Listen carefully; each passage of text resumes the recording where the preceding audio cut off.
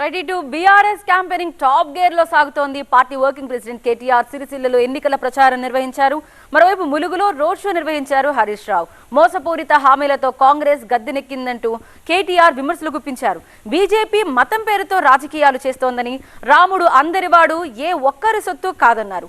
ఇక బీఆర్ఎస్ నుంచి నకిలీ వెళ్లిపోయి అసలైన బంగారం మిగిలిందంటూ కామెంట్ చేశారు హరీష్ రావు. కేసీఆర్ శాసించే రోజులు మళ్లీ వస్తాయంటూ ధీమా వ్యక్తం చేశారు ఇద్దరు నేతలు.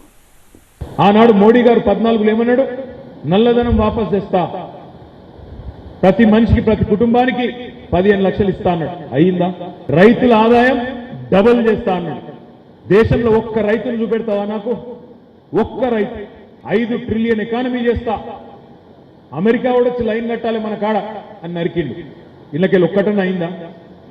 మరి ఎందుకు వేయాలి ఓటు? నరేంద్ర మోడీ చేసిన అతిపెద్ద మోసం భారతదేశానికి ఏంది అంటే ధరలు తగ్గిస్తా అన్నాడు. ధరలు తగ్గించిండా పెరిగినా? పప్పు, ఉప్పు, నూనె, చింతపండు ప్రతిదాని ధర పెరిగిన మాట వాస్తవం కాదా? ఈ ఎలక్షన్ లో మనం 10-12 సీట్లు గెలిస్తేనే కాంగ్రెస్ ఓటు రేపు రుణమాఫీ చేస్తాడు.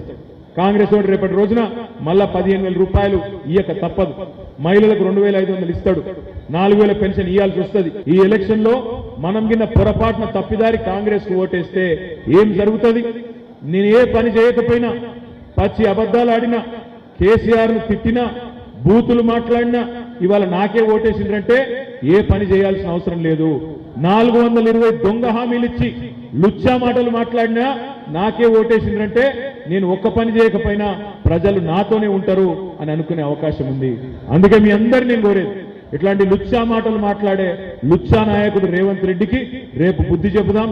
గట్టిగా ఓటుతో కాంగ్రెస్ పార్టీని పాతరేద్దాం. గాలి తిరుగుడు, గాలి ముచ్చట్లు మాట్లాడిన బండి సంజయ్ కూడా ఈ ఎలక్షన్ లో నరేంద్ర మోడీకి, బండి సంజయ్ కూడా బుద్ధి చెబుదాం. తప్పకుండా మన గులాబీ కండువా ఉంటేనే తెలంగాణకు శ్రీరామ రక్ష అనే మాట అందరం గుర్తుపెట్టుకుందాం.